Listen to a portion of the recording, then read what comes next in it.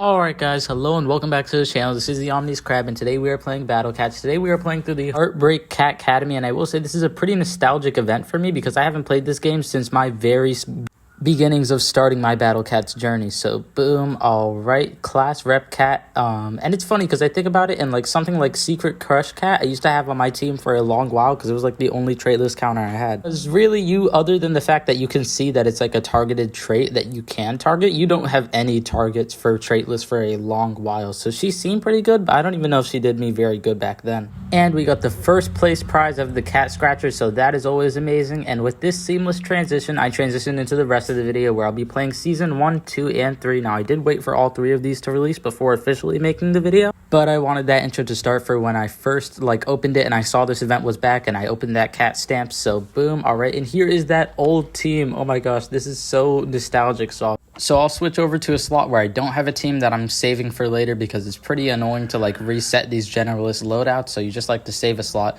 But here it is, and boom, it reminds me, oh my gosh, I used to use Ninja Cat all the time. For a lot of players, this guy carried you through the beginning of the game. And yeah, just his decent stats, he's just a spammable wall of DPS that used to just tear through Empire of Cats. And even though he falls off hard, and I think his role with talents is supposed to be that he's like a dodge meat shield, but then again, he targets blacks and reds, which are both so power crept that he's kind of useless. But I guess he's meant for the beginning, not for when you get those incredible counters.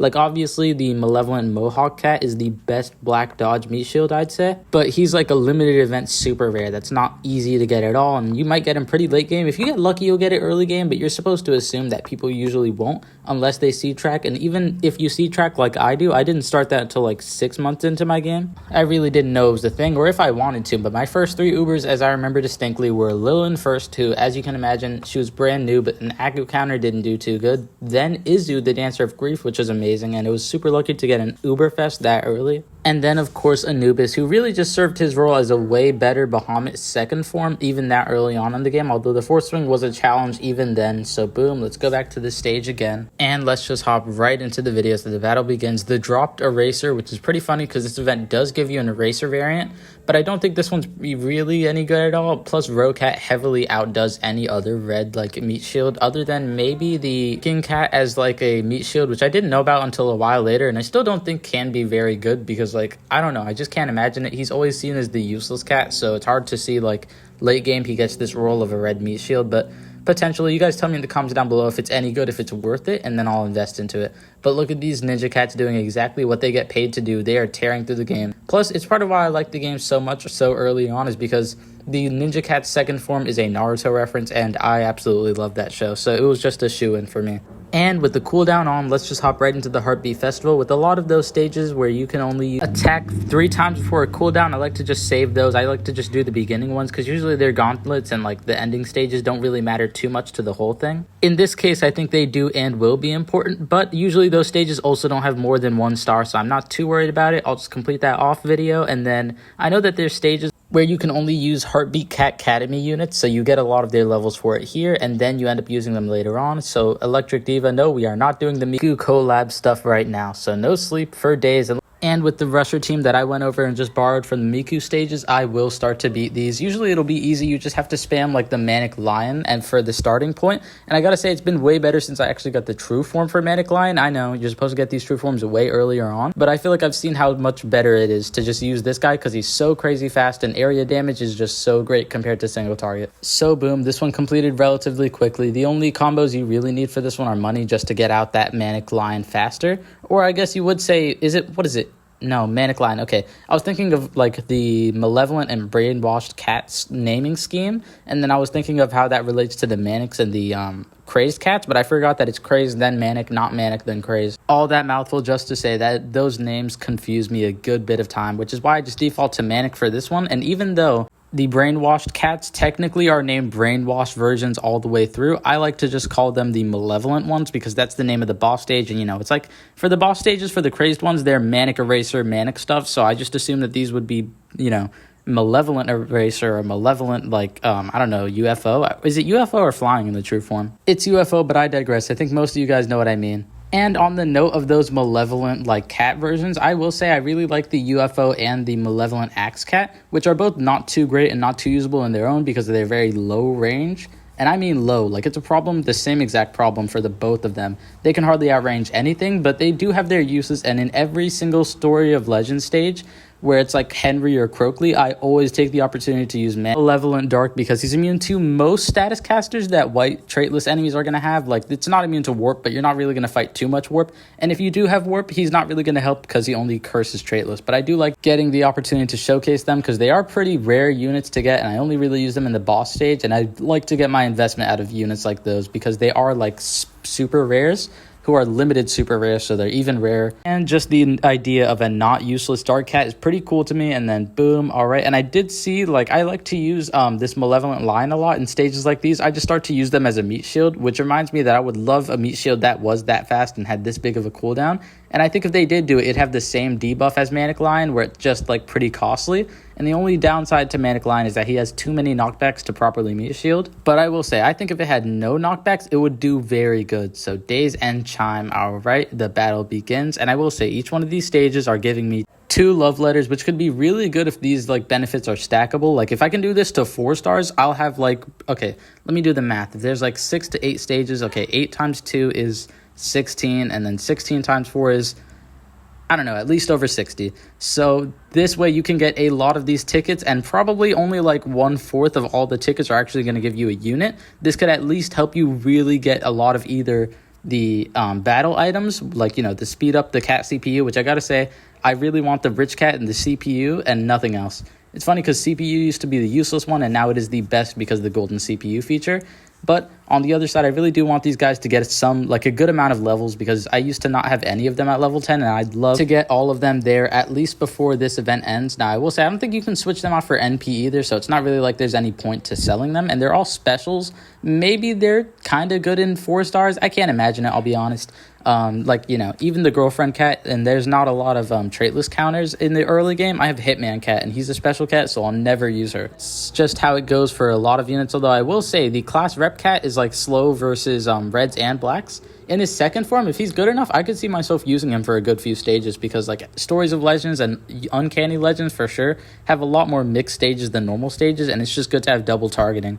Like, a good example is Sanzo, you know, use him over Necrodancer, usually not even because he's better at cursing, because Freeze is the better curse and he has more range. And I will say, I messed up there, I said cursing, I meant to say, like, I don't know, crowd controlling, but it's just very hard for me because in the old game, we used to just call it crowd controlling, and then I just shortened that as curse, but then I forget that curse is a real ability in this game. I think it was in the last game too, and funnily enough, it was very powerful. Any of my longtime fans know what I'm talking about in Monster Legends, but boom, Corey, and I think this might be the last stage because I can't imagine it gets much harder than like a Black and Corey swarm. So boom, all right, we are just destroying the stage. And I will say, I just threw in the seasonal twin stars there because she targets floating, and a lot of the Miku event enemies happen to be floating enemies, and that's because, like, really for advents, you don't get much different than either floating or traitless, and usually they don't do much in between. And seeing as there's no good early game counter for traitless, that's pretty hard. But without further ado, let's get into opening all of these, and let's count how many of the actual tickets turn into be these units. So I think we rolled 9, and there's 1 Chalkboard Eraser Cat, Secret Crush twice, Chalkboard Eraser,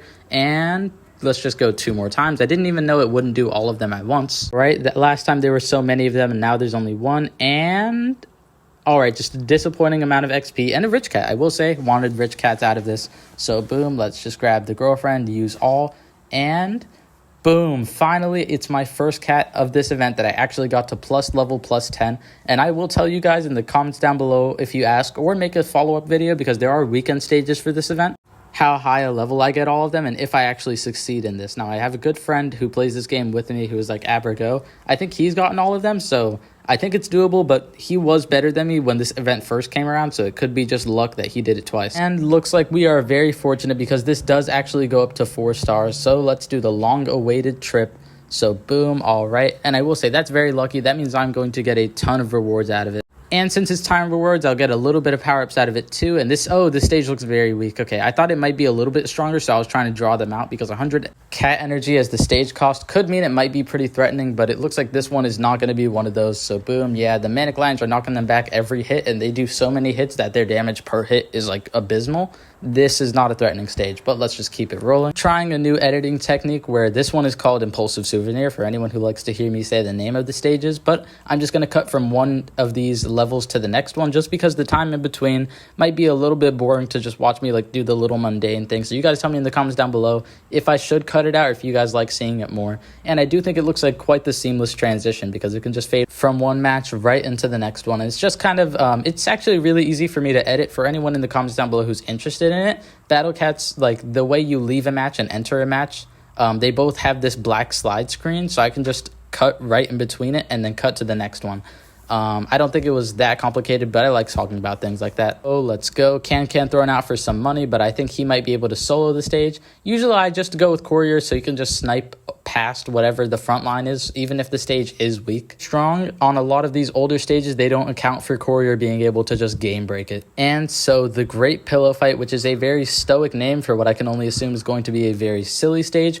Oh no, they've introduced zombies, and I gotta say, this game has a pretty bad record with, okay, yeah, the second an event starts introducing zombie enemies, it's going to be a pretty hellish stage. I mean, usually it's just going to be the simple, the zombies will burrow, how will you counter that? But that can mean that it'll mess up your strategy a lot because you just go into them thinking it's easy and then they burrow behind your front lines. Now, I will say, with the advent of, like, you know, units like Chief Cat, which I kind of wish I had on my team, but just things like Courier and Can with very high damage per hit, it's not really a concern anymore because you can just kind of kill them and then keep pushing. But if they're buffed enough, anything is a threat. So I will say we're just going to sit here and watch the Sir Zeal's corpse and see if my team can beat the stage before he dies. And it did. So boom, we are successful. And for this next stage, we are switching it up to the normal team I usually use just to beat like generalist stages and either SOL or Uncanny Legends. This team will take on most of it pretty well. Usually I just replace the Dawnbreaker Izanagi with a much better Legend Rare Generalist in Kyoto Nanaho. But I don't really think I need it right now. And come on, whenever you get a cool new unit, especially with a cool new ability like Conjure, you just use them at every opportunity available. Plus, I really just like destroying a bunch of things with Conjure because it does level up with her, so she can get really powerful. And it is funny because they give away Legends Rare, like Legends Cat's Eyes, away like candy. But then when a Legend Rare comes around, I never have Legends Rare Cat's Eyes.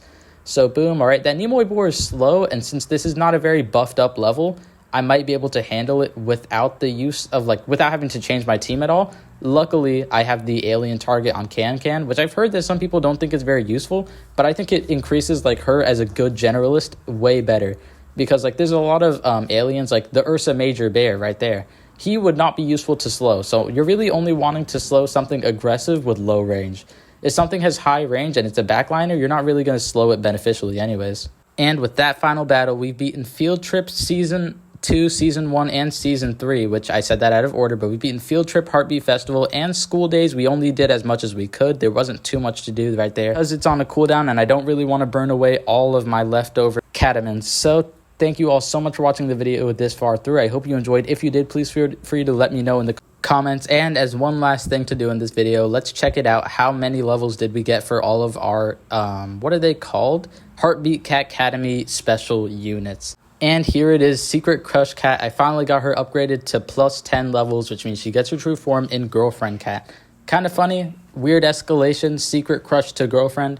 Did you ask them out? I don't know. I have a girlfriend in real life, so this doesn't matter to me at all. But thank you all so much for watching the video. Hope you enjoyed. If you did, please feel free to like, comment, subscribe. Leave down in the comments down below what you would like me to change my Battle Cats Officers Club badge to, and I will in the very next video. Now, I will say, I record these videos way earlier than I post them now, so it might be a little disgruntled when I actually get to put what you request me to change my Battle Cats Officers Club badge to in the next video, but trust me, I will. So here it is. Someone requested Ultimate Lavos on my Ultimate Lavos video, and here it is. Next one is actually going to be Izu the Dancer, so please leave down in the comments down below anything you would like to talk about. I love talking to my fans in the comments down below. What you'd like me to change my Battle Cats Officers Club badge to. So, without further ado, thank you so much for watching the video. Hope you enjoyed watching it as much as I enjoyed making it. Thank you all so much for the constant support, and thank you for watching the video all the way through. That's all I could ever ask for. I hope you enjoyed the video. I hope to see you in the next one. I hope you have an amazing day. That's about it for now. Your favorite Omni-Crab, signing out.